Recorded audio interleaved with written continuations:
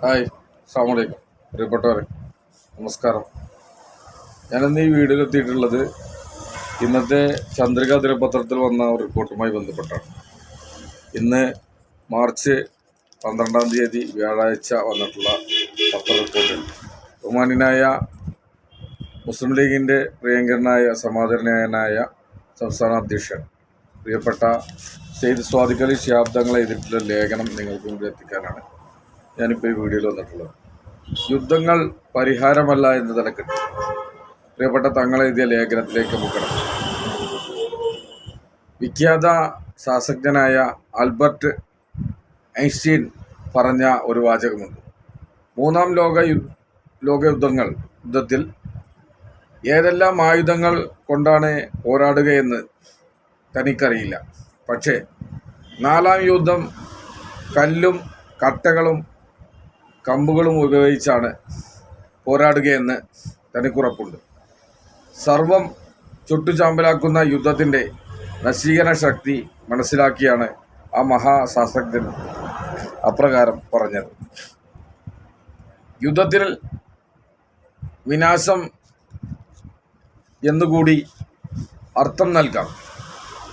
മനുഷ്യനെ ദുരിതപ്പെയ്ത്തുകൾ മാത്രമാണ് യുദ്ധങ്ങൾ സമ്മാനിക്കുന്നത്. യുദ്ധം എന്ന് കേൾക്കുമ്പോൾ ജപ്പാനിലെ ഹിരോഷിമ, നാഗസാക്കി എന്നീ നഗരങ്ങളും വിയറ്റ്നാമിലെ 9 വയസ്സുകാരി ഫാൻ തി കിം ഹുക്കിൻ്റെ ചിത്രവുമാണ് പലരുടെയും മനസ്സിൽ ആദ്യം ഓടിയെത്താറുള്ളത്.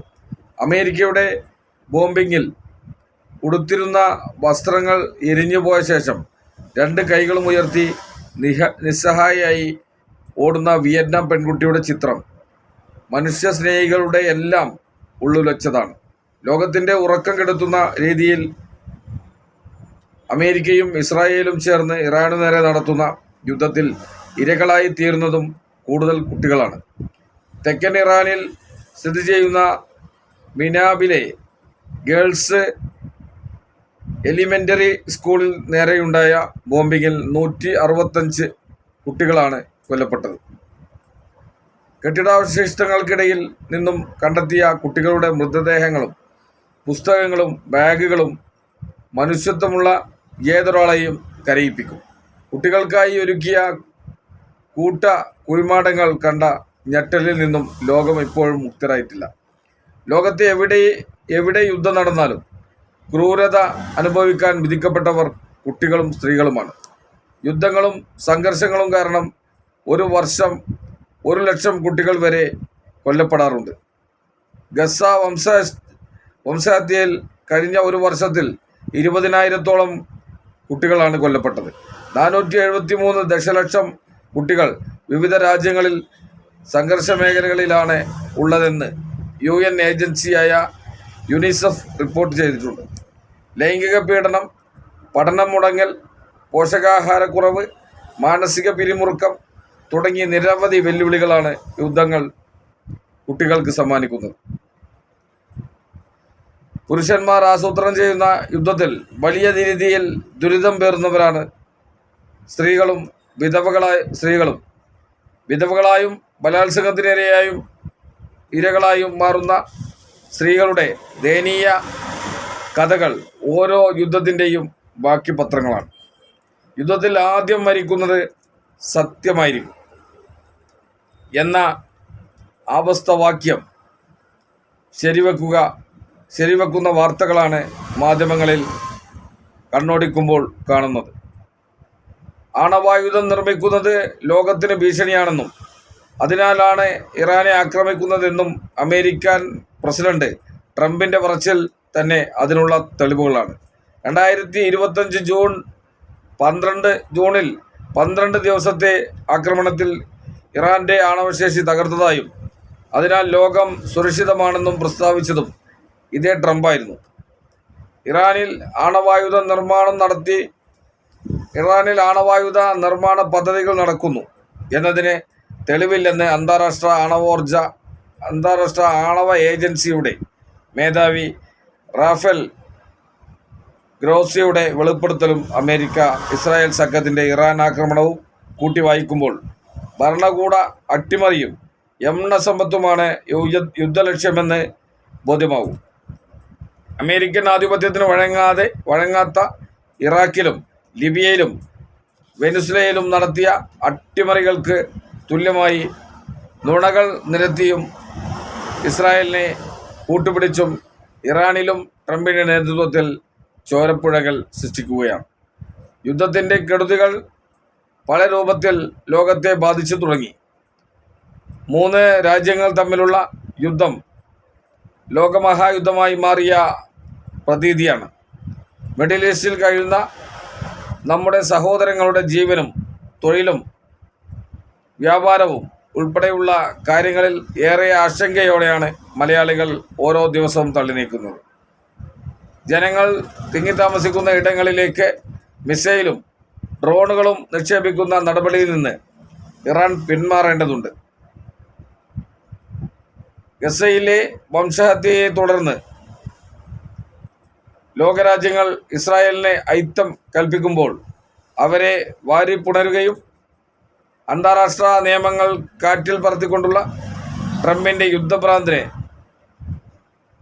കുടചൂടുകയും ചെയ്യുന്ന മോദി സർക്കാരിൻ്റെ നിലപാടുകളും ചോദ്യം ചെയ്യപ്പെടേണ്ടതുണ്ട്.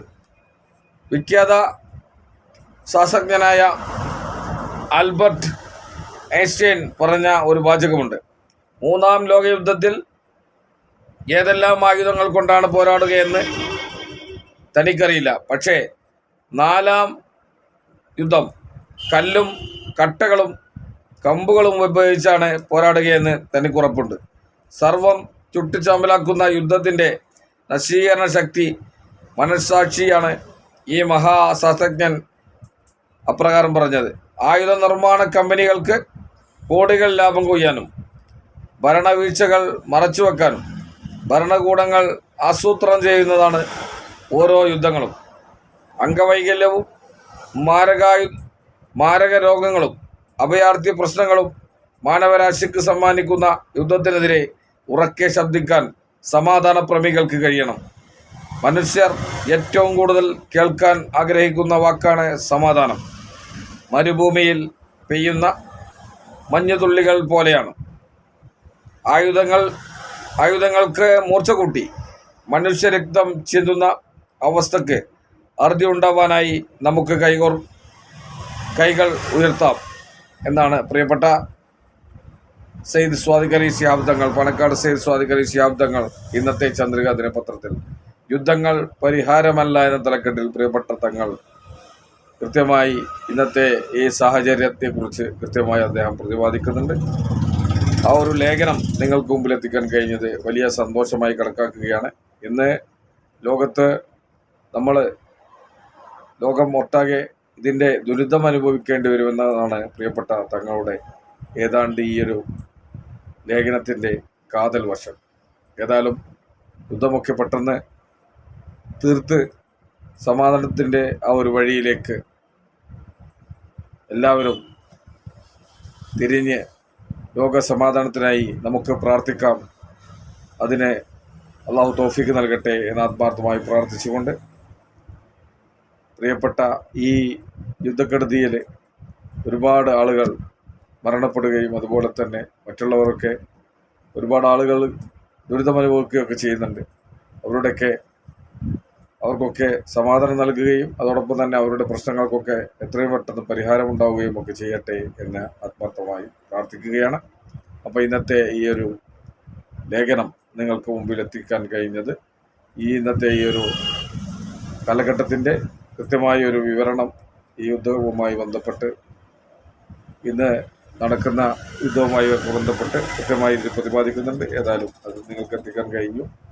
ഏതായാലും നമുക്ക് ഈ ഒരു ലേഖനം ഇവിടെ പര്യവസാനിക്കുകയാണ്. എല്ലാവർക്കും നന്ദി, നമസ്കാരം. അസ്സലാമു അലൈക്കും വറഹ്മത്തുള്ളാഹി വബറകാതുഹു.